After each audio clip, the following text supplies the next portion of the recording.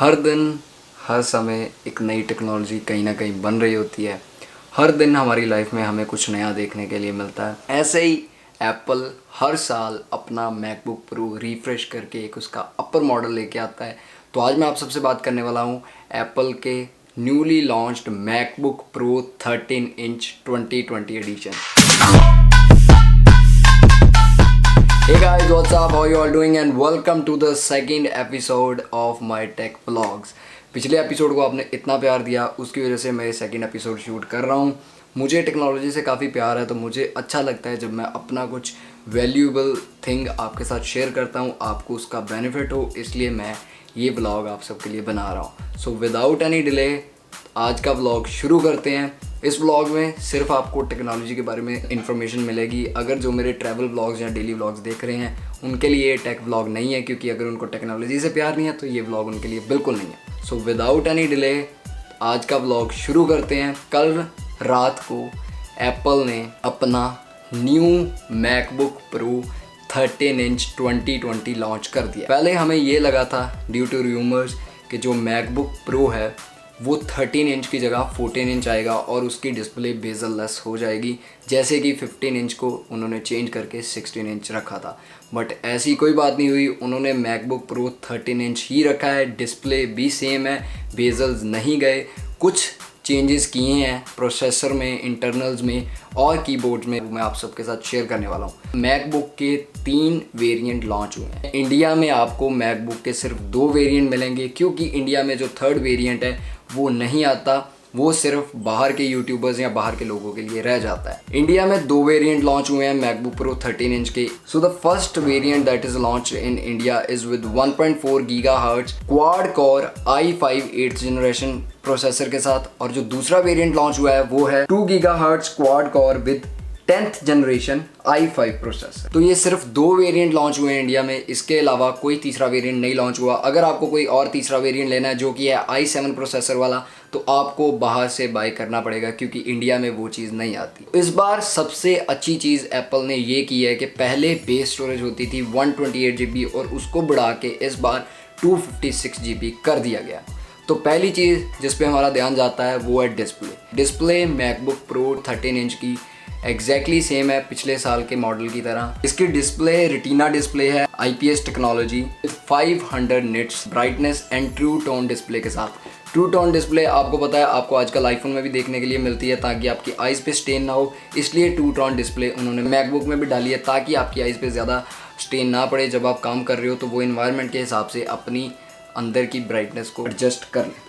और जो बहुत ज़्यादा एडिटिंग करते हैं, जिनको एडिटिंग का बहुत शौक है, उनके लिए इसमें इंटेल का आइरस प्लस ग्राफिक कार्ड लगाया गया है, यानी कि आपको एडिटिंग करते समय कोई भी दिक्कत नहीं आएगी, आपको एक्यूरेट ग्राफिक्स मिलेंगे, एक्यूरेट चीज़ें दिखने को मिलेंगी। तो मेन चेंजेस आए हैं इसमें कीबोर्ड के लिए, क्योंकि कीबोर्ड जो पिछले साल से चल रहा था और उससे पिछले साल में था वो था बटरफ्लाई कीबोर्ड, और उसमें बहुत बहुत बहुत प्रॉब्लम्स आते थे। मुझे पर्सनली बहुत प्रॉब्लम आया, क्योंकि ये जो कीज़ थी वो स्टक हो जाती थी और वॉइस बहुत आती थी, तो एप्पल केयर सेंटर बार बार जाना पड़ता था। तो अब एप्पल ने इसका कीबोर्ड चेंज करके उसमें मैकेनिकल सीजर कीबोर्ड लगा दिया है, और इस कीबोर्ड में हमें 2 चेंजेस और देखने को मिलेंगी। वो है कि एक एस्केप की जो पहले टच बार में होती थी, अब वो टच बार में नहीं है, वो एक सेपरेट दे दी गई है, जो कि बहुत अच्छी बात है, क्योंकि बहुत बार टच बार हैंग हो जाता है और हम एस्केप की को यूज़ नहीं कर पाते। और दूसरा जो चेंजेस कीबोर्ड में आया है वो ये है कि हमें जो फिंगरप्रिंट सेंसर बटन है वो भी सेपरेट दे दिया गया है। पहले वो फिंगरप्रिंट सेंसर टच बार के साथ ही होता था। तो ये मेन चीज़ है जो बहुत अच्छी चीज़ है, जो अपग्रेड की है 2020 वाले मॉडल में, जो कीपैड को चेंज किया, क्योंकि कीपैड बहुत ज़्यादा नॉइजी है। नॉइजी होने के अलावा इसमें जो प्रॉब्लम्स आती हैं, जो कीज स्टक हो जाती हैं, वर्क करना बंद कर देती हैं, वो चीज़ आई होप 2020 में फिक्स हो जाएगी। अब आते हैं इसके प्रोसेसर की तरफ। तो जो 1.4 गीगाहर्ट्ज वाला क्वाड कोर प्रोसेसर है विद 8th जनरेशन, उसके अंदर आपको 8 GB रैम मिलेगी, 2133 मेगाहर्ट्ज LPDDR3 रैम। ये बिल्कुल रैम पिछले साल के मॉडल की तरह सेम है, बट इसमें आपको जो बेस स्टोरेज मिलेगी वो मिलेगी 256 GB और अप टू 512 GB। और जो सेकंड प्रोसेसर है, जो सेकंड मॉडल एप्पल ने लॉन्च किया, वो प्रोसेसर है 2.0 gigahertz quad core 10th generation i5 processor. इसके अंदर आपको रैम मिलेगी 16 GB ऑफ 3733 मेगाहर्ट्ज LPDDR4X। तो ये आपको इसकी जो बेस स्टोरेज है वो मिलेगी 512 GB and up to 1 TB। ये सबसे अच्छी चीज़ की है एप्पल ने जो इंडिया में 1 TB का मॉडल लॉन्च किया है, क्योंकि अभी तक सिर्फ इंडिया में 512 GB तक का मॉडल आता था। मेरा खुद का मैकबुक प्रो ये 512 GB है, क्योंकि इससे ज़्यादा इंडिया में बिल्कुल नहीं आता था। बट आई एम ग्लैड कि अब इंडिया में इतना बड़ा आने लग पड़ा। और इसके साथ ही जो 1.4 GHz का हमारा क्वाड कोर वाला मॉडल है उसमें आपको 2 थंडरबॉल्ट देखने को मिलेंगे, और जो इससे बड़ा मॉडल है उसमें आपको 4 थंडरबॉल्ट देखने को मिलेंगे। अगर आपका काम बहुत ज़्यादा है तो मैं आपको प्रेफर करूँगा कि आप 4 थंडरबोल्ट की तरफ जाइए, यानी कि जो हायर मॉडल है 2 GHz वाले प्रोसेसर वाला उसकी तरफ जाइए, क्योंकि जो 2 थंडरबोल्ट वाला मॉडल है उसमें आपको ये दिक्कत आ सकती है कि आप कुछ भी अटैच करेंगे आपको उसके साथ अटैचमेंट्स यूज़ करनी पड़ेंगी। जो अटैचमेंट्स आप यूज़ करोगे उसके साथ थोड़ी सी स्पीड कम हो जाती है। तो अगर आपके पास थोड़े पैसे ज़्यादा हैं तो आप 2 GHz वाले प्रोसेसर पे जाइए, उसके मॉडल में आपको 4 थंडरबोल्ट्स मिलेंगी। अगर आप 1.4 GHz वाले प्रोसेसर वाला मॉडल लेते हो तो उसमें आपको 2 4K डिस्प्ले अटैच करने की फैसिलिटी मिलेगी। वहीं आप अगर 2 GHz वाला प्रोसेसर वाला मॉडल लोगे तो आपको एक 6K एक्सटर्नल डिस्प्ले कनेक्ट करने को मिलेगी और 2 4K डिस्प्ले कनेक्ट कर सकते हो आप। बट अगर आप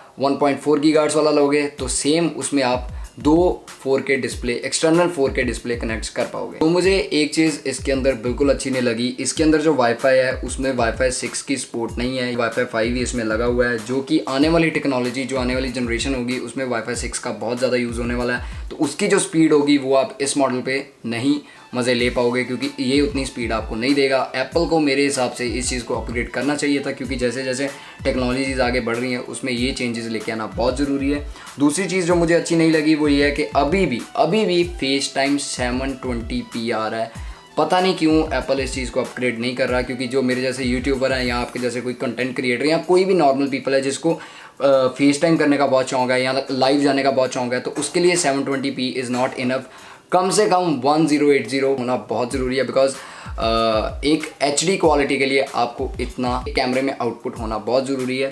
तो आई होप आने वाले टाइम में एप्पल फेस टाइम कैमरा को अपग्रेड करेगा।